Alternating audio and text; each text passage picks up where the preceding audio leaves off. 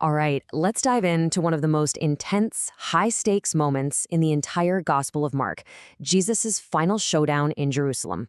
And this is no quiet, peaceful visit. No, this is a series of deliberate, calculated moves that are a direct challenge to the most powerful people in the entire nation. So this whole story really hinges on a single question, and at first it might sound kind of strange.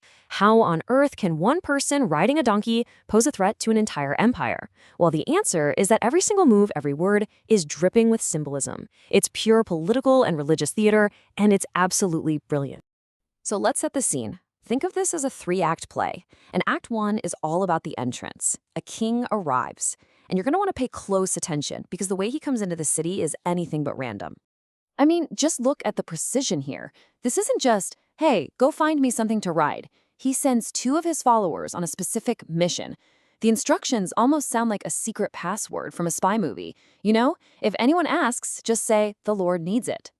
This was all orchestrated, every detail, to send a very, very clear message. And the crowd? Oh, they get the message, loud and clear. These shouts aren't just polite greetings. Hosanna literally means save us.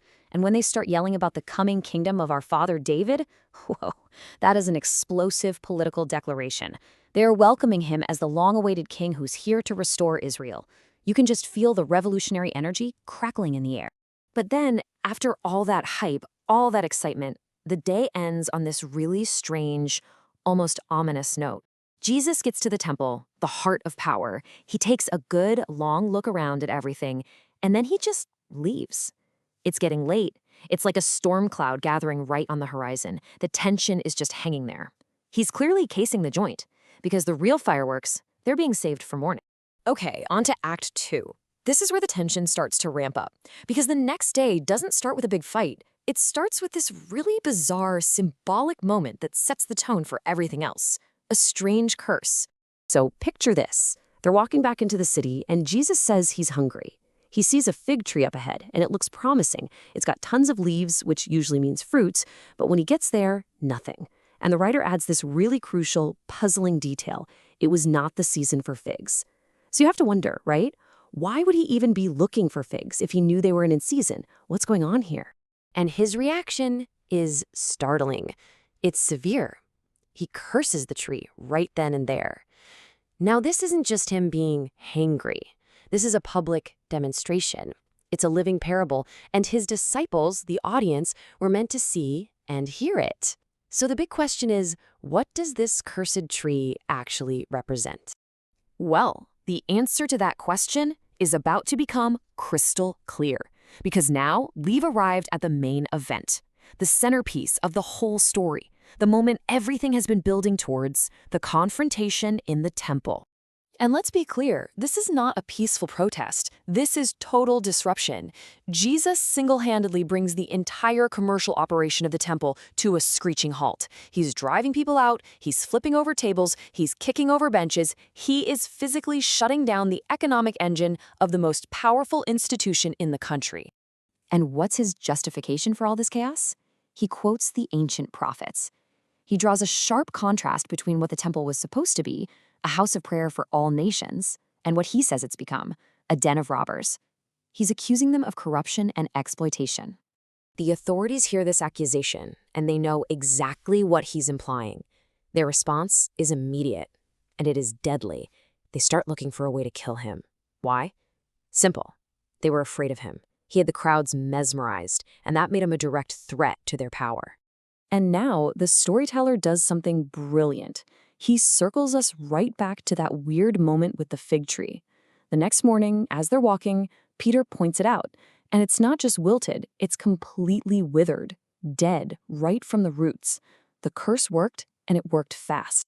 And this is the light bulb moment where it all connects. That fig tree was a living, breathing symbol of the temple. It looked good on the outside, right? All those leaves gave the impression of life and health, but on the inside, it was barren. It produced no fruit. In the same way, Jesus was showing that the temple system, with all its fancy rituals, looked righteous but was spiritually dead. That withered tree was a prophecy of judgment against the whole corrupt system. Which brings us to our final act. The physical disruption is done, but the conflict, oh, it is far from over. Now it shifts from physical action to a tense intellectual chess match, the authority showdown. So, the leadership. We're talking the chief priests, the legal experts, the elders, the whole council. They march up to him in the temple courts, and they ask the million-dollar question. By what authority are you doing these things? Who gave you the right? It's the ultimate challenge. They're telling him to show his credentials. But Jesus doesn't answer them directly. Instead, he completely flips the script. He puts them on the defensive with a counter-question of his own, and it's a genius move. He asks them about John the Baptist. His baptism, he asks, was it from God or was it just something he made up? This isn't just him dodging the question. It's a perfectly laid trap. And here's why it's such a brilliant trap. They only have two options, and both are terrible. If they say John's authority came from heaven, Jesus has them. He'll just ask, then why didn't you believe him? But if they say it was just of human origin, they risk starting a full-blown riot because the people were convinced John was a prophet. They are backed into a corner with absolutely no way out.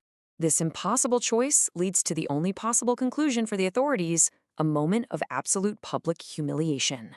It all comes down to the unanswered question. You can just imagine them huddled together, whispering, trying to figure a way out of this. And finally, they're forced to come back with the only answer they can give that won't get them in deeper trouble. We don't know. Think about that for a second.